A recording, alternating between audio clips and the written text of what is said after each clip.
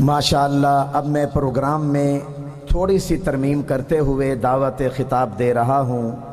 ممتاز دانشور سکالر صاحب سجادہ سلسلہ نقشبندیہ محترم جناب ڈاکٹر سید طاہر رضا شاہ صاحب بخاری کو کہ آپ تشریف لائیں اور اپنے کلمات طیبات سے سرفراز فرمائیں۔ محترم جناب ڈاکٹر سید طاہر رضا شاہ صاحب بخاری۔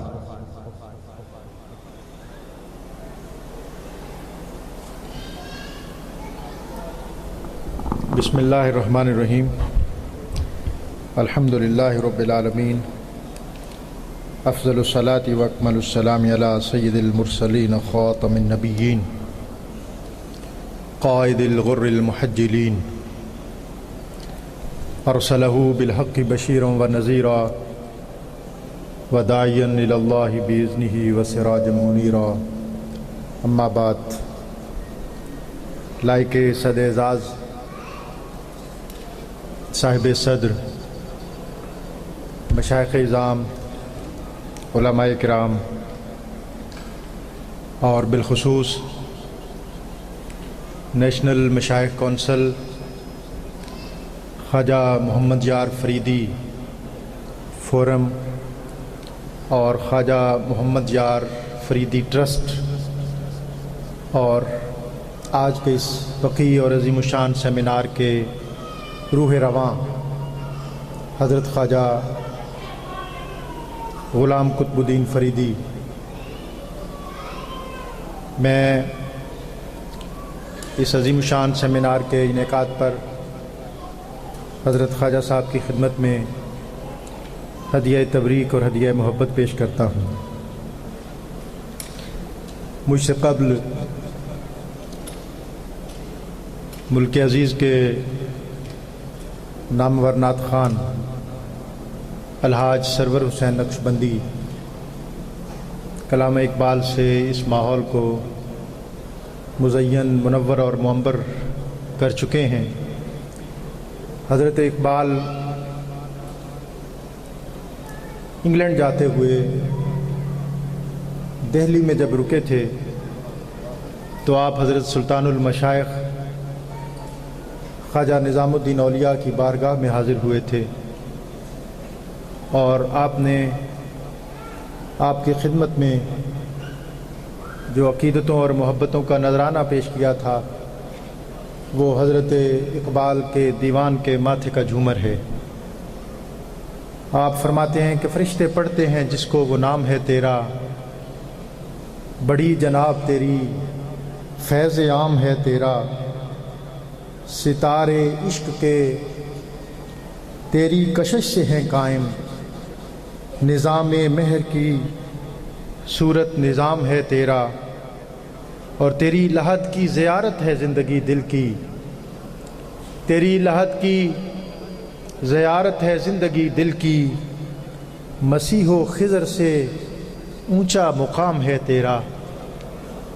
حضرت اقبال کے یہ ممدوح سلطان المشائخ حضرت خواجہ نظام الدین اولیاء رحمۃ اللہ علیہ، آپ بچپنے میں جب علامہ سے آپ نے قدوری ختم کی اور پھر آپ کی دستار بندی ہوئی تو دستار بندی کی اس تقریب میں کسی صاحب نظر نے کہا تھا کہ اس بچے کا سر کسی دنیا دار کے آگے خم نہیں ہوگا، اور پھر دنیا نے دیکھا کہ حضرت خواجہ نظام الدین اولیاء رحمۃ اللہ علیہ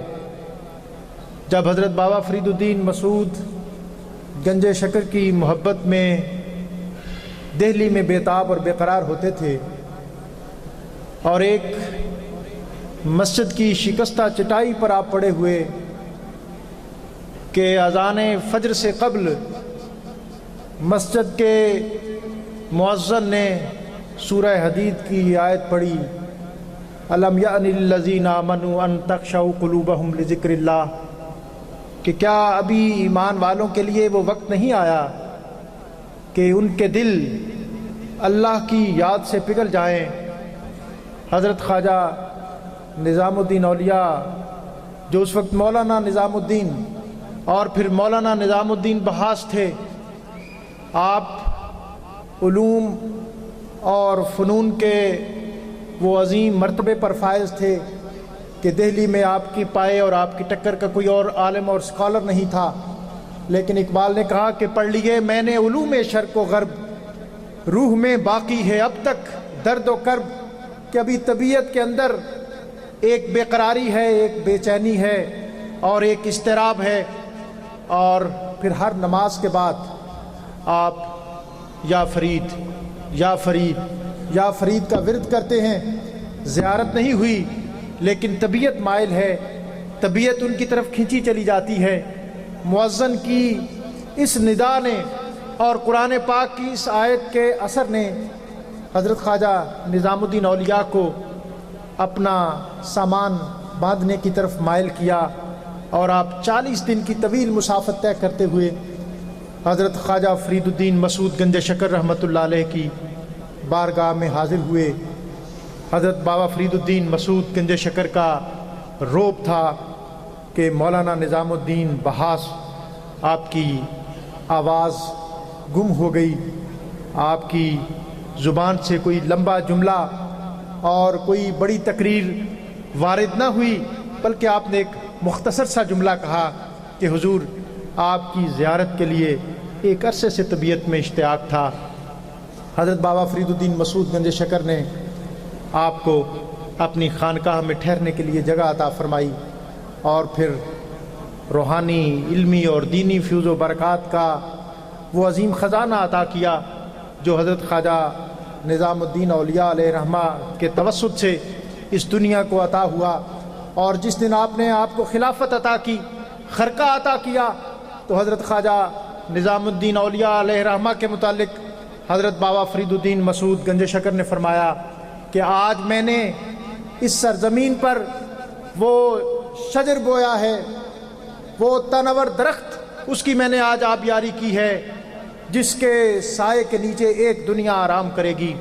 اور پھر دنیا نے دیکھا کہ حضرت خواجہ نظام الدین اولیاء رحمۃ اللہ علیہ آپ نے دہلی کے اندر جب نظامی خانقاہ کی بنیاد رکھی تو آپ نے اس کے باقاعدہ اصول وضع کیے، جس میں اہم ترین یہ تھا کہ ہم شاہان وقت کو اپنی خانقاہ کے معاملات میں دخل اندازی نہیں کرنے دیں گے اور نہ خود ان کے امور میں مداخلت کریں گے۔ اور دنیا نے پھر اس امر کا مظاہرہ کیا، دیکھا کہ سلطنت دہلی کے اندر رہتے ہوئے جو حضرت خواجہ نظام الدین اولیاء کی خانقاہ تھی وہ دہلی کے اندر تو ضرور تھی لیکن سلطنت دہلی کا حصہ نہیں تھی۔ یہاں تک کہ جلال الدین خلجی اس نے آپ کی بارگاہ میں حاضری کا قصد کیا، بلکہ اس سے قبل جب کہ ابھی اس خانقاہ میں کچھ تنگی اور اسرت کے ایام تھے تو جلال الدین خلجی نے آپ کی بارگاہ میں یہ عریضہ ارسال کیا کہ آپ اگر پسند فرمائیں تو ہم آپ کے خادموں کے لیے اور آپ کے غلاموں کے لیے ایک گاؤں بطور ہدیہ پیش کر دیں۔ تو حضرت خواجہ نظام الدین اولیاء علیہ رحمہ نے فرمایا